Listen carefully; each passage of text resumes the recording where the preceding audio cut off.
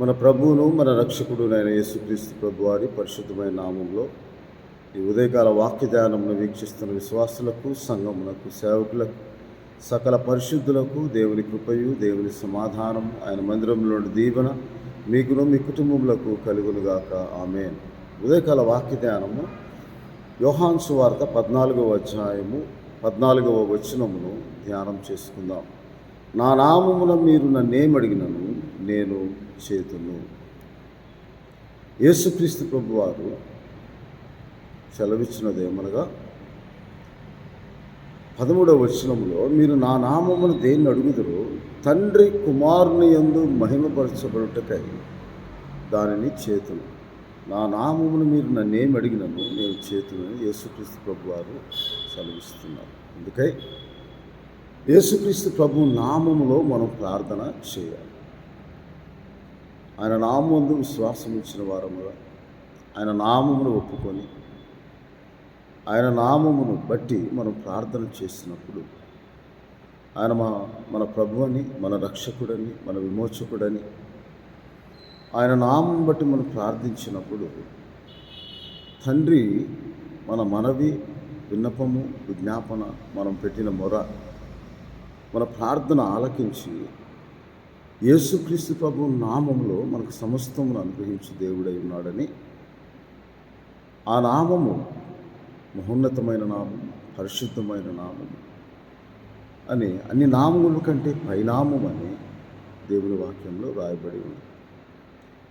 ఆయన నామం బట్టి రక్షింపబడిన వారు, ఆయన నామం బట్టి ప్రార్థన చేయువారు రక్షణ పొందుతారని, ఆ రక్షింపబడిన హృదయములు కలవారమై ఆత్మలుగా మనము ప్రభువు నామమును ఆధారం చేసుకొని మనం ప్రార్థించిన ప్రతి ప్రార్థన దేవుని సన్నిధికి చేరుతుందని, అప్పుడు దేవుని చిత్తం ఏమై ఉన్నదో అది మన జీవితంలో అనుగ్రహింపబడుతుందని, అది ఆరోగ్యం కావచ్చు, స్వస్థత కావచ్చు, ఇంకే విధమైన దేవుని యొక్క చిత్తమును మన ఇష్టముగా మార్చుకొని మనం యేసుక్రీస్తు ప్రభు నామమును అడిగినప్పుడు ఆయన తప్పక మనకు సహాయం చేయ దేవుడై ఉన్నాడని 15వ అధ్యాయంలో 16వ వచనములో, యోహాను సువార్త 15వ అధ్యాయం 16వ వచనం, మీరు నన్ను ఏర్పరచుకొనలేదు, మీరు నా పేరట తండ్రిని ఏమడుగుదురో అది ఆయన మీకు అనుగ్రహించుటకు మీరు వెళ్ళి ఫలించినట్లు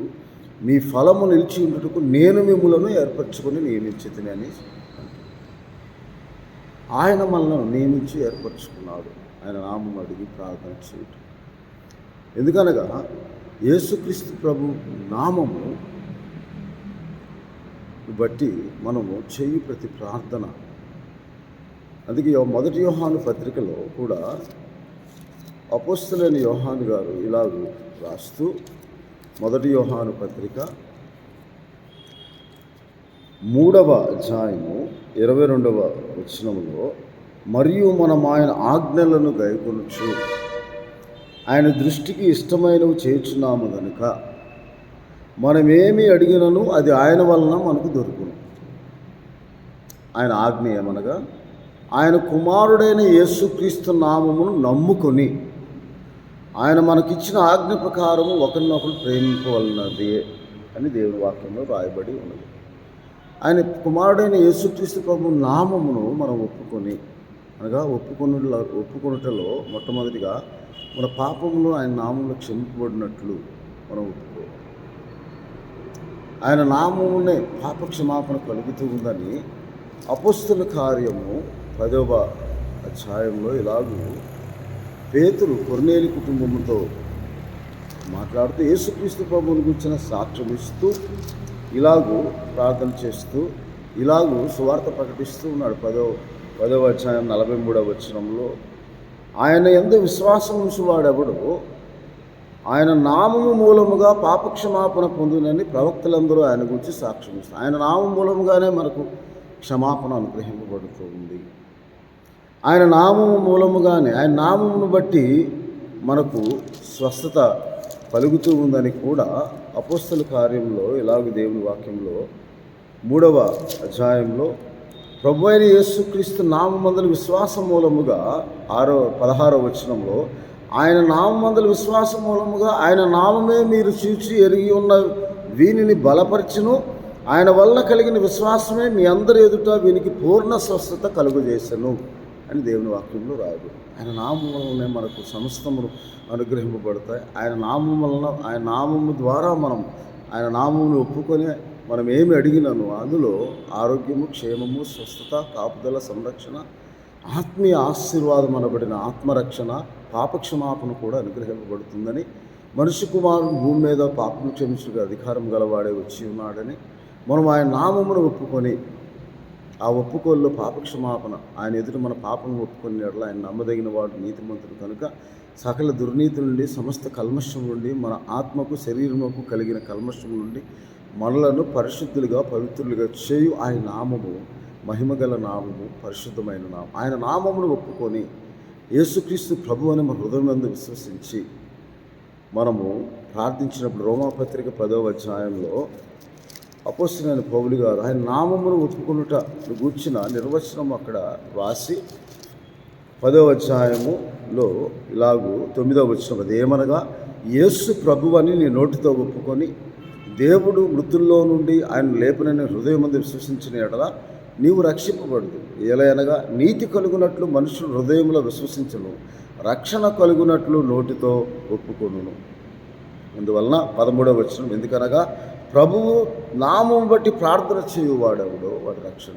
ఆ రక్షణలో పాప క్షమాపణ ద్వారా అనుగ్రహింపే రక్షణ, ఆత్మీయ స్వస్థత మనకు అనబడిన రక్షణ మనకు అనుగ్రహింపబడుతుంది.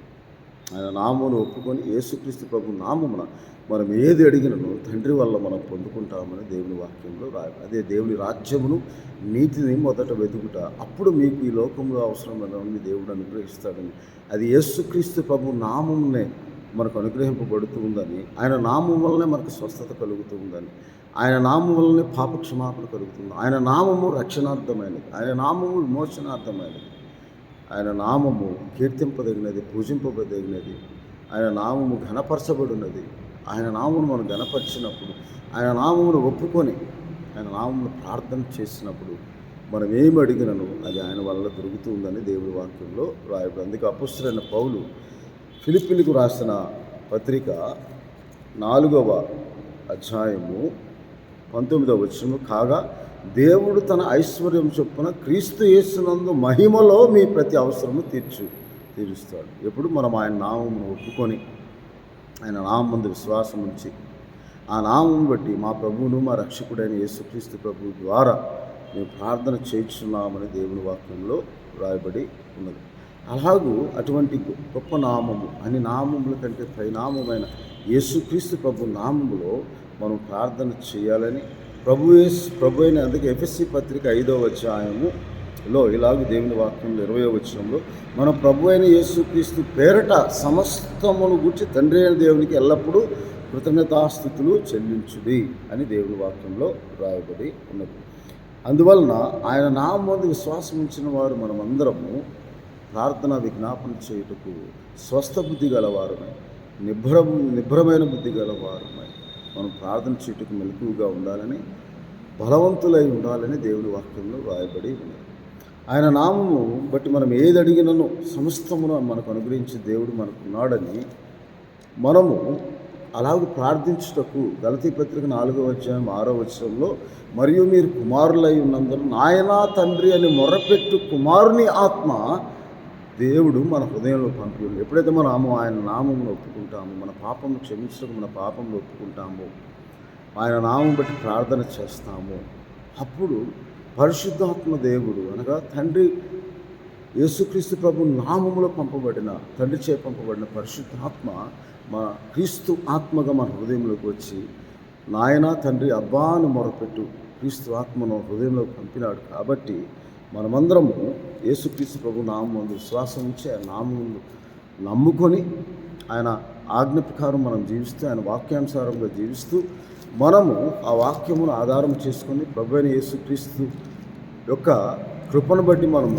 ప్రార్థన చేసినప్పుడు దేవుడు మన ప్రార్థనను ఆలకిస్తాడని దేవుడి వాక్యంలో రాయబడి ఉన్నది. అందుకే 2 కొరింథీ 13వ అధ్యాయములో 14వ వచనంలో ఇలాగ దేవుని వాక్యం, ప్రభు అయిన యేసుక్రీస్తు కృపయు, దేవుని ప్రేమయు, పరిశుద్ధాత్మ సహవాసం మీ అందరికీ తోడుగా ఉంటుంది. ఆయన నామం ముందు ప్రార్థించిన ఆ నామం ఒప్పుకొని మనం ప్రార్థన చేసినప్పుడు ప్రభు అయిన యేసుక్రీస్తు కృప మనకు తోడుగా, దేవుని యొక్క ప్రేమ, పరిశుద్ధాత్మ సహాయం మనందరికీ తోడుగా ఉంటుందని, ఆ తోడుగా ఉండుట ఎలాగూ అంటే ఫిలిప్పీలకు రాసిన పత్రికలో అపోస్తలుడైన పౌలు గారు ఇలాగూ 7వ వచనం, 4వ అధ్యాయం 7వ వచనంలో, అప్పుడు సమస్త జ్ఞానము మించిన దేవుని సమాధానము యేసుక్రీస్తు వలన మీ హృదయములకు మీ తలంపులకు కావలి ఉండునని దేవుని వాక్యంలో రాయబడి ఉన్నది. అందువలన మనమందరం మన ప్రభువైన యేసుక్రీస్తు నామమున ప్రార్థన చేయువారము. నా నామమున, యోహాను సువార్త 14వ అధ్యాయంలో యేసుక్రీస్తు ప్రభువారు చెప్పిన మాట, నా నామమున మీరు ఏమి అడిగినను అది దొరుకునని తండ్రి ఆయన నామం మహింపరచబడుట, కుమారుని యందు ఆయన నామం మహింపరచబడి ఉండుట ద్వారా నా నామం మీరేమి అడిగినను అది నేను చేతును అని దేవుని వాక్యంలో ఈ లోకంలో మనం జీవించినంత కాలం యేసుక్రీస్తు ప్రభు నామమందు మనం విశ్వాసం ఉంచి మనం ఏది అవసరమో, మొదట ఆత్మీయ అవసరమైన పాప క్షమాపణ, రక్షణ భాగ్యం పొందుకున్నట్టు మన పాపము ఒప్పుకొని ఆయన నామమును ఒప్పుకొని ఆయన నామము ద్వారా మన పాపం క్షమింపబడినట్లుగా శిలువయాగం ద్వారా ఆయన చేసిన ఆ పుణ్యకార్యమును బట్టి మన పాపం క్షమింపబడుటకు ఆయన ఈ లోకంలోనికి మన పాపము ప్రాయశ్చిత్తముగా వచ్చాడని నమ్మి విశ్వసించి, హృదయమందు విశ్వసించి, నోటితో ఒప్పుకొని మనం ప్రార్థన చేసినప్పుడు ఆయన ఆత్మీయ ఆశీర్వాదం అనబడిన, ఆత్మ అద్భుతం అనబడిన ఆత్మరక్షణ మనకు అనుగ్రహించి దేవుడై ఉన్నాడని, ఆ తరువాత ఈ లోకంలో మనకు అవసరమైనవన్నీ తండ్రి కుమారుని నామమును మనకు అనుగ్రహిస్తాడని మనం నమ్మి విశ్వసించి ఆయన నామమును ఒప్పుకొని, రక్షణార్థమైన నామమును, విమోచనార్థమైన నామమును మనం ఒప్పుకొని మనము ఏది అడిగినా, అది ఆరోగ్యం కావచ్చు, స్వస్థత కావచ్చు, క్షేమం కావచ్చు, అభివృద్ధి కావచ్చు, రక్షణ కావచ్చు, ఏదైనా ఆయన నామం అడిగినప్పుడు అని నామం కంటే పై నామము యేసుక్రీస్తు ప్రభు నామమున మనకు అనుగ్రహింపబడుతుందని దేవుని వాక్యంలో రాయడం. అందుకే మార్కు సువార్త 1వ అధ్యాయంలో ఆ కుష్ఠరోగి 40వ వచనంలో, ప్రభువా నీకిష్టమైతే నన్ను శుద్ధునిగా చేయగలవు అన్న నిరీక్షణ గలవాడే సంతోషంతో యేసుక్రీస్తు ప్రభు దగ్గరకు వచ్చి, నీకు ఇష్టమైతే నన్ను శుద్ధినిగా చేయగలవన్న నిరీక్షణతో వచ్చి ప్రార్థించడం, నాకు ఇష్టమే అతను బట్టి స్వస్థపరచబడినట్లు మనము కూడా ఆయనకి ఇష్టలుగా ఉండటకు, ఆయనకి ఇష్టమైనది ఏదో మనం తెలుసుకొని, ఆయన చిత్తం ఏదైనా తెలుసుకొని ఆ చిత్తమును బట్టి మనము పొందుకున్నట్లు గల ఆయన నామమును బట్టి మనం ప్రార్థన చేసినప్పుడు ప్రభు మనకు సమస్తమును అనుగ్రహించే దేవుడని దేవుని వాక్యంలో రాయబడి ఉన్నది. అందుకే మనమందరము అలాగ ప్రార్థించేవారముగా, దేవుని స్తుతించేవారముగా ఉండినప్పుడు మార్కు సువార్త 16వ అధ్యాయంలో యేసుక్రీస్తు ప్రభు వారు ఆయన నామమును బట్టి మనము ప్రార్థన చేసినప్పుడు, ఆయన నామమును నమ్ముకున్నప్పుడు మనం రక్షింపబడతామని 16వ వచనం, నమ్మి బాప్తిసం పొందినవాడు రక్షింపబడును, నమ్మని వారికి శిక్ష విధింపబడును, నమ్మిన వారి వల్ల ఈ సూచక్రియలు కనబడతాయి. నామము నమ్ముకొని మనం జీవించినప్పుడు దేవుని వాక్యంలో రాయబడిన ప్రతి వాక్యము, వాగ్దానము క్రియాత్మకముగా మన జీవితంలో నెరవేర్చబడుతుంది. అది యేసుక్రీస్తు ప్రభు నామమునే మనకు అనుగ్రహింపబడుతుందని దేవుని వాక్యంలో రాయబడి. క్రీస్తునందు ప్రియ దేవుని సంగమ బిడ్డలారా, విశ్వాసులారా, అందువలన ఆయన నామమును అపొస్తలుల కార్యం 4వ అధ్యాయం 12వ వచనంలో, మరి ఎవరన్నా రక్షణ కలుగదు, ఈ నామమునే మనం రక్షణ పొందవలన కానీ ఆకాశం కింద మనుషుల్లో ఇవ్వబడి మరి ఏ నామం వల్ల మనం రక్షణ పొందలేము. ఎందుకనగా ఫిలిప్పీలకు రాసిన పత్రిక 2వ అధ్యాయంలో అపొస్తలుడైన పౌలు గారు ఆయన నామం గురించి రాస్తారు. అందువలన 9-10 వచనం, అందుచేత పరలోకముందున్న వారిలో కానీ, భూమి మీద ఉన్న వారిలో కానీ, భూమి కింద ఉన్న వారిలో కానీ ప్రతి వాని మోకాలు యేసు నామమున వంగునట్లు, ప్రతి నాలుక తండ్రి అని దేవుని మహిమార్థమై యేసుక్రీస్తు ప్రభు అని ఒప్పుకొనున్నట్లు దేవుడు ఆయన అధికంగా హెచ్చించి ప్రతి నామమునకు పైనామముగా ఆయనను అనుగ్రహించాడు. కాబట్టి మనం మన ప్రభు అయిన యేసుక్రీస్తు నామములో తండ్రికి ప్రార్థన చేసినప్పుడు మనం ఏది అడిగినను ఆయన వలన మనకు అది దొరుకుతుందని, ఆయన నామం నమ్ముకొని ఆయన ఆజ్ఞానుసారంగా జీవించి మనం ఆయన వాక్యంను ఆధారం చేసుకుని, ఆయన నామమును ఆధారం చేసుకుని, ఆయన నామమును ఆశ్రయించి ప్రార్థించినప్పుడు సమస్తమును దేవుడు సమకూడి మనకు మేలుకరంగా జరిగించి దేవుడై ఉన్నాడని ఉదయకాల సమయంలో దేవుడు మనతో మాట్లాడే కృపను, అట్టి ఆత్మ నడిపింపును, ప్రార్థనా జీవితమును యేసుక్రీస్తు ప్రభు నామములు మీకు అనుగ్రహించి దేవుడు సమస్తమును మీకు మేలుకరముగా తాను పరలోకమందున్న ఆత్మ విషయంలో ఆత్మీయ ఆశీర్వాదములను మీకు అనుగ్రహించునుగాక. ఆమె ప్రభువానికి స్తోత్రాలు తండ్రి. అవును తండ్రి, నామం పరిశుద్ధమైన మహోన్నతమైన మేము ఈరోజు సజీవులుగా ఉన్నామంటే అది కేవలం మీ ఇస్తుందని కృప. బాబా, మీ నామమున పాప క్షమాపణ కలుగుతుంది, మీ నామమున స్వస్థత కలుగుతుంది, మీ నామమునే రక్షణ దొరుకుతుంది, మీ నామమున మా ఆత్మలు రక్షింపబడతారు. మా ప్రభువా, మీకు స్తుతులు స్తోత్రాలు చెల్లిస్తూ ఈ వీడియో వీక్షిస్తున్న ప్రతి ఒక్కరు మీ నామమును ఒప్పుకొని మీ నామముందు విశ్వాసం ఉంచి మీ నామం ప్రార్థించి రక్షింపబడి మీ నామమును తండ్రి చేత పరలోక విషయంలో ఆత్మ సంబంధ ప్రతి ఆశీర్వాదం పొందుకున్నట్టు సహాయం దయచేయండి. అని నామముల కంటే పైనామం స్తుతించినట్లుగా, కొనియాడినట్లుగా, కీర్తించినట్లుగా, పూజించినట్లుగా బాబా ప్రతి ఒక్కరికి మీ నామమున పంపబడి ఉన్న పరిశుద్ధ ఆత్మ సహాయం అనుగ్రహించి మీరే మహిమ ఘనత ప్రభావాలు పొందుకుందామని మా ప్రభువును మా రక్షకుడైన యేసుక్రీస్తు వారి పరిశుద్ధమైన నామమున ఉదయకాలంలో ప్రార్థన చేయుచున్నాను తండ్రి. మన తండ్రి అయిన దేవుని ప్రేమ, ప్రభువును రక్షకుడైన యేసుక్రీస్తు వారి కృప, పరిశుద్ధాత్మని ఆదరణ, అన్యోన్య సహవాసం యేసుక్రీస్తు ప్రభు నామమును ప్రార్థించు మీ అందరికీ తోడుగా ఉండి ఆయన మీ హృదయములకు తలంపులకు కావలి ఉండి మిమ్మల్ని ఆశీర్వదించును గాక. ఆమె దేవుడు మిమ్మల్ని దీవించును గాక. ఆమె